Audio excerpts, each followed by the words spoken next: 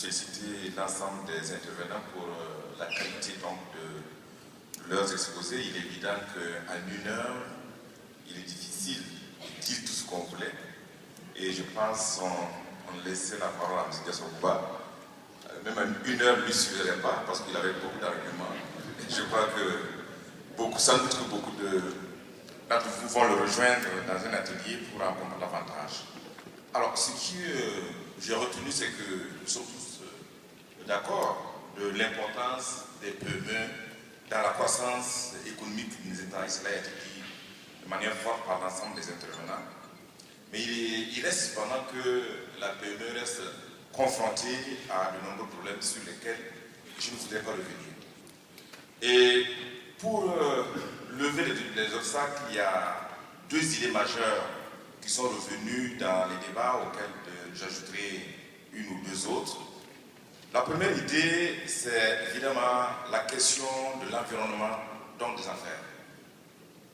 Il faut un environnement incitatif.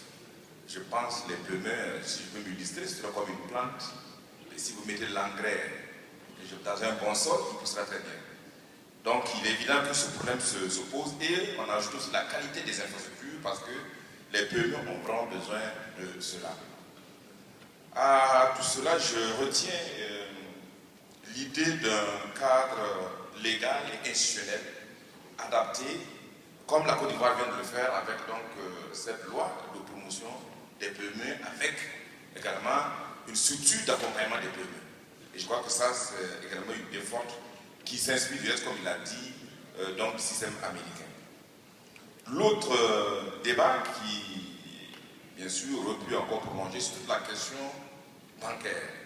Et à travers l'exposé de notre expert en la matière, non seulement il faut évidemment un système bancaire, un système monétaire adapté, fluide, mais surtout, il y a toute la question de l'accès des PME au financement, l'accès, la facilité, mais aussi en termes du coût du loyer de l'argent.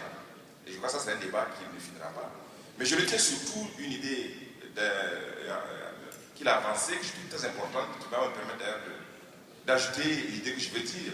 C'est que finalement, quand on l'écoute, c'est que nos PME ont besoin de formation professionnelle. Il faut une formation professionnelle pour accroître les capacités managériales des dirigeants des PME, parce que ce qu'il dit, si vous ne maîtrisez pas le système bancaire, il est évident que vous ne pouvez pas faire certaines choses. Si vous ne maîtrisez pas le système comptable, etc., il est difficile. Donc, il faut de la formation professionnelle. Il faut également de la formation, même pour le personnel, les ouvriers qui travaillent dans les PME. Et aujourd'hui, quand vous regardez la plupart de nos PME, c'est fait encore la plupart des gens, des amateurs. Donc, on ne peut pas apporter la valeur ajoutée avec des personnes qui ne sont pas qualifiées. Et cela me paraît extrêmement important. Le troisième point que je voudrais aussi ajouter, qu'on n'a pas évoqué et qui me paraît aussi très important, c'est quand même la qualité de l'environnement politique et la stabilité. Et je crois que le ministre l'a dit tout à l'heure, avec ce qui s'est passé en Côte d'Ivoire, il a dit que les PME ont été donc les structures qui ont le plus mal vécu la crise, et compte tenu de leur fragilité. Donc il est bien, donc c'est pourquoi l'ensemble des acteurs doivent s'impliquer pour garantir une stabilité politique, un environnement politique propice pour permettre donc aux PME de se développer. Et enfin, ça va être une idée que j'ai aussi retenue qui me paraît importante. Il s'agit de l'exportation. Pour exporter, il faut d'abord que les entreprises elles-mêmes fassent la preuve chez elles avant d'aller conquérir tout le marché. Je crois que ça, c'est une idée très intéressante. Voilà donc ce que j'ai pu retenir comme idée majeure.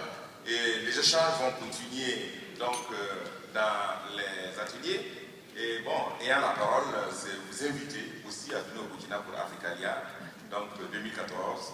C'est le prolongement du débat que nous avons ici. Et je tiens vraiment, M. le ministre, à vous demander de transmettre au gouvernement ivoirien la satisfaction du Burkina Faso pour vraiment la très bonne organisation de l'ICI 2014, la qualité des échanges, la qualité des participants. Et je pense que c'est non seulement la Côte d'Ivoire qui gagne, mais c'est toute l'Afrique présente ici et qui repart en tirant de très bonnes leçons sur la problématique de l'investissement dans notre continent et particulièrement dans notre sous-région. Je vous remercie.